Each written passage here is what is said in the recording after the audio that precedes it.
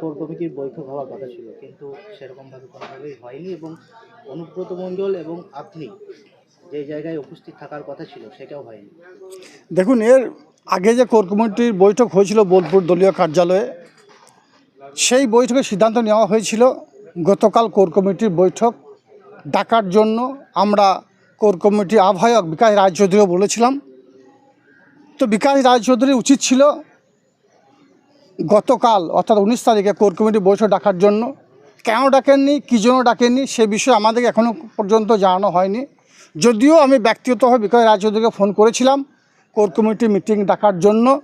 তিনি দেখব করে কাটিয়েছেন, কেন কাটিয়েছেন জানি না।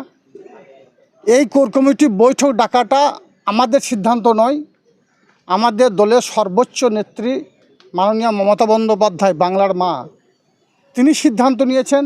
তিনি বীরভূম জেলাকে কোর কমিটির মধ্যে চালানোর বার্তা দিয়েছেন এবং আমাদের দলের যিনি সেনাপতি যুবরাজ অভিষেক বন্দ্যোপাধ্যায়, সর্বভারতীয় তৃণমূল কংগ্রেসের সাধারণ সম্পাদক, তিনিও কোর কমিটিকে নিয়ে চলার বার্তা দিয়েছেন বীরভূম জেলায়।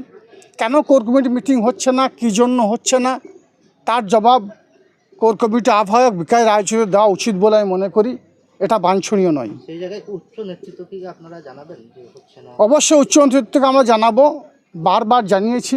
উচ্চ নেতৃত্ব হস্তক্ষেপে কোর কমিটি মিটিং চলছে এবং কোর কমিটির দ্বারা বীরভূম জেলা পরিচালিত হয়েছে। 23-এ নির্বাচন হয়েছে, 24-এ নির্বাচন হয়েছে, অভাবনীয় রেজাল্ট হয়েছে, কাটাকাটি খুনোখুনি রাহাজানি হয়নি। স্বভাবতই বিগত দিনের যে রেজাল্ট ছিল সেই রেজাল্টকে আমরা টপকে দিয়েছি কোর কমিটির মাধ্যমে। সকলে আলাপ আলোচনার ভিত্তিতে বীরভূম জেলা তৃণমূল কংগ্রেস দলটা পরিচালিত হয়েছে।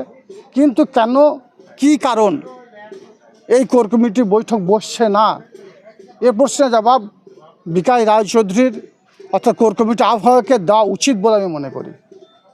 আপনার দিক থেকে কি মুখ্যমন্ত্রী মমতা বন্দ্যোপাধ্যায়? দেখুন, আমরা রাজ্য নেতৃত্বকে অবশ্যই জানিয়েছি যে কোর কমিটি মিটিং ডাকার 19 তারিখে ডাকার কথা ছিল। 18 তারিখে আমরা জানিয়েছি রাজ্য নেতৃত্বকে। রাজ্য নেতৃত্ব বীরভূম জেলার দিকে সজাগ দৃষ্টিতে তাকিয়ে আছেন, লক্ষ্য রাখছেন। তারা নিশ্চয়ই কোনো সিদ্ধান্ত নেবেন এবং রাজ্য নেতৃত্ব যে সিদ্ধান্ত নেবে সেই সিদ্ধান্তেই আমরা চলব।